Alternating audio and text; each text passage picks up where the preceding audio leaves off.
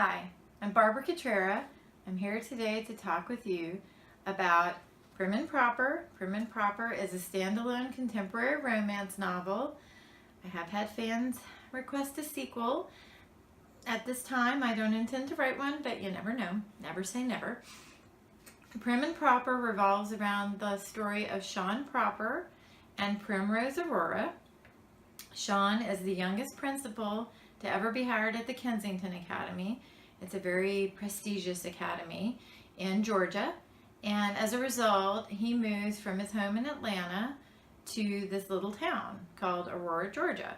He's originally from Tallahassee, Florida, so he's never lived in a small town before. But Sean finds that he loves it. He really enjoys it. He likes the small town atmosphere. He likes his neighbors. He's very comfortable there. He also likes Primrose Aurora, Prim. She runs a local shop called Prim's Corner, which is sort of a combination of gift shop, antique shop, restoration, things like that. She is a descendant of one of the founders of the town. And Sean and Prim like each other instantly, but Prim has to tell him pretty quickly that she has this irrational fear of being touched by men. She always has. She does not know why. She has no memory of being molested or anything like that.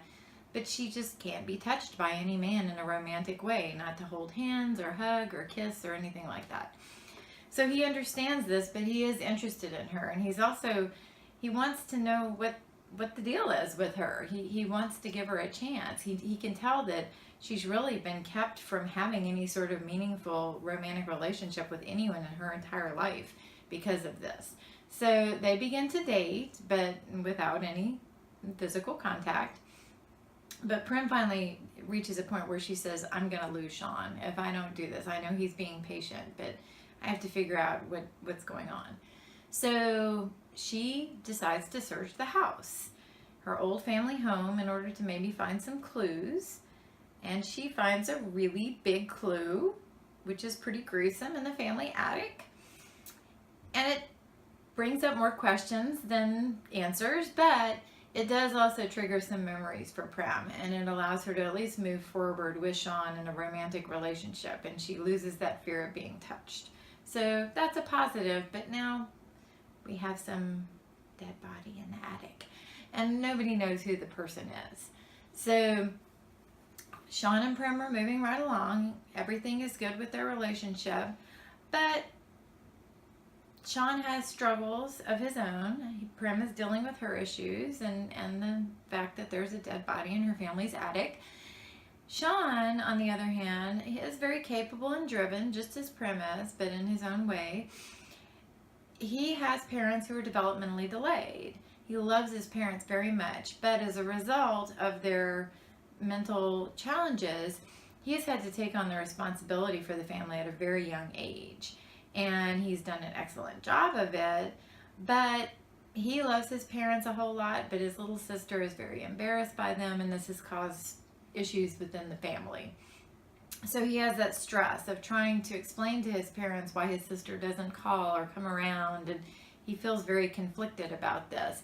Also, when he was younger, he fought a lot. He got into a lot of scrapes, basically defending his parents to other kids, and he got into a lot of fights, but nobody really knows that. He's never shared that with anyone, except, of course, eventually Prim and his friend Remy, who owns the local bookstore, the Book Nook.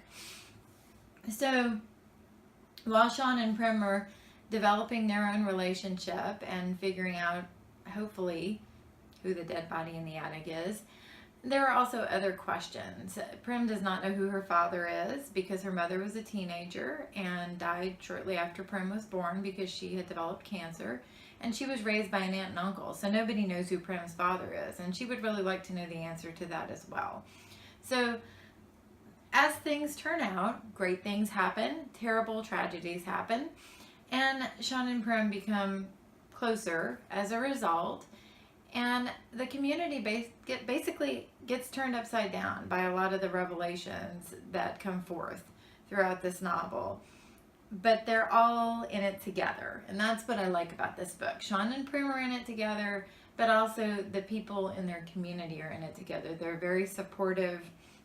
I mean, it's some typical small town things that go on Every little town has its quirks, but in general, the people in the town are united as sort of an extended family for Sean and Prim, which is really nice for them and eventually for Sean's parents. So please check out Prim and Proper, and I hope you love it, and I hope you check out my other books. Happy reading.